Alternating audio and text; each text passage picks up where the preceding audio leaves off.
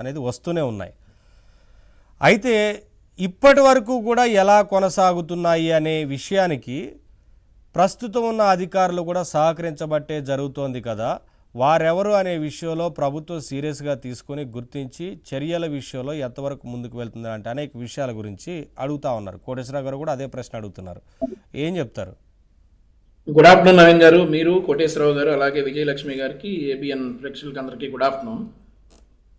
Sir, మేము ప్రతిపక్షంలో ఉన్నప్పటి నుండి చెప్తా ఉన్నాం, కొందరు పోలీసులు అరాచక శక్తులకి ఫ్రీ హ్యాండ్ ఇస్తూ ఉన్నారు. దానివల్ల రాష్ట్రంలో హింస పేటరేగిపోతూ ఉంది, గాంజా పెరిగిపోతూ ఉంది, ఇట్లాంటి గాంజాలో వచ్చినటువంటి ఇన్ఫ్లుయెన్స్తో వచ్చినటువంటి నేరాలు పెరిగిపోతూ ఉన్నాయని మేము ప్రతిపక్షంలో ఉన్నప్పటి నుండి కూడా చెప్తా ఉన్నాం.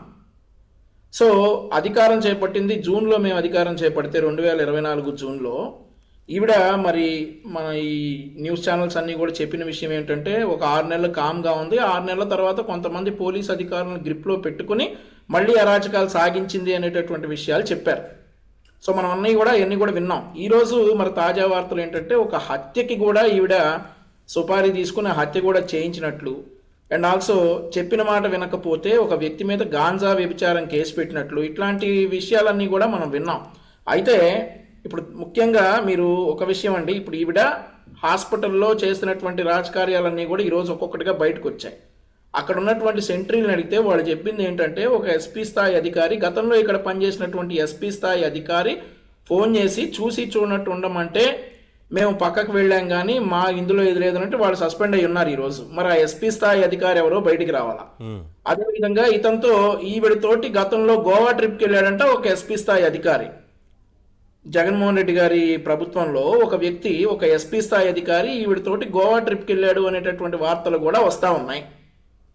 సో వాటిని ధృవీకరిస్తా కొన్ని ఫోటోలు కూడా బయటకు వచ్చాయి, మరి కొన్ని ఆడియో కాల్స్ బయటకు వచ్చాయి. ఈరోజు పోలీసులు అరుణను అరెస్ట్ చేసి ఆవిడకున్నటువంటి కాల్ డేటా బయటికి తీస్తే, అండ్ ఆల్సో ఆవిడ ఫోన్ విశ్లేషణగా పరిశీలిస్తే ఒక హత్య కేసు బయటపడింది. ఏది సహజ మరణంగా ఉన్నటువంటి ఒక హత్య కేసు గతంలో జరిగింది బయటపడింది. ఎలాగైతే కొంతమందిని ఇరికించారో అవి బయటపడినాయి. సో ఇప్పుడు ఈవిడ పెరోల్ విషయానికి కూడా వస్తే అండి, 2 ఎమ్మెల్యేలు సిఫార్సు చేశారు. ఒక ఎమ్మెల్యే గారు వచ్చేసి కోటంరెడ్డి శ్రీధర్ రెడ్డి గారు, ఇంకొక ఎమ్మెల్యే గారు గూడూరు సునీల్ కుమార్ గారు ఈవిడ పెరోల్కి సిఫార్సు చేశారు. వాళ్ళిద్దరు ఏం చెప్తా ఉన్నారండి, ఈరోజు మా దగ్గరికి రకరకాల సమస్యలతోటి ప్రజలు వస్తూ ఉంటారు. గూడూరు ఎమ్మెల్యే గారి దగ్గరికి ఏమో శ్రీకాంత్ గారి మదర్ వచ్చారు, ఇట్లా నాకు హెల్త్ బాగోట్లేదు, ఈ ఆఖరి రోజుల్లో మా అబ్బాయిని కొంచెం నా దగ్గర ఉండేటట్లు ఒక 4 రోజులు పెరోల్ ఇప్పించమని కోరినందుకు ఆయన గూడూరు ఎమ్మెల్యే గారు లెటర్ ఇచ్చానని చెప్తా ఉన్నారు. ఇలా కోటంరెడ్డి శ్రీధర్ రెడ్డి గారేమో వాళ్ళ నాన్నగారు నా దగ్గరకు వచ్చి అడగబట్టి నేను పెరోల్కి సిఫార్సు చేశాను, మేము ఇచ్చేది లెటర్ మాత్రమే, కంపల్సరీ పెరోల్ ఇవ్వాలని కాదు, చూసేదంతా అధికారులే అని చెప్పారు. మరి ఏ అధికారితో అరుణ గారు దాన్ని పైకి ఫార్వర్డ్ చేశారు, ఏ అధికారి ఇందులో కీలక పాత్ర పోషించారనేది ఆల్రెడీ హోమ్ మినిస్టర్ గారు ఒక నివేదిక వేసున్నారు, ఒక ఎంక్వైరీ చేస్తున్నారు. ఆ ఎంక్వైరీలో ఖచ్చితంగా తేలుతుంది.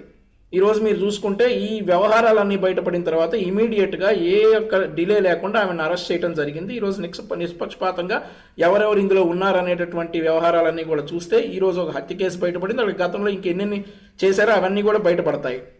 ఖచ్చితంగా ప్రభుత్వంలో ఇట్లాంటి వాటికి స్థానం లేదు.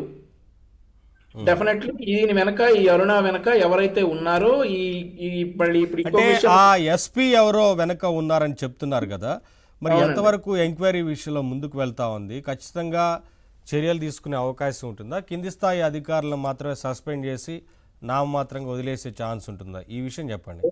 లేదు సార్, డెఫినెట్లీ ఏ ఐపీఎస్ ఉన్నా కానీ, అంతకంటే పెద్ద వ్యక్తి ఉన్నా కానీ ఈ విషయంలో ఖచ్చితంగా చర్యలు తీసుకుంటారు. ఏదైతే కొన్ని ఆడియో కాల్స్ బయటపడినాయి, అలాగే గోవా ట్రిప్కు సంబంధించినటువంటి కొన్ని వ్యవహారాలు బయటపడినాయి, ఆ వ్యవహారాలన్నీ వాస్తవాలకు ధృవీకరించిన తర్వాత డెఫినెట్లీ చర్యలు తీసుకుంటారు.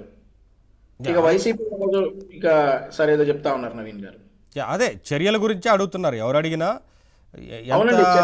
లేదంటే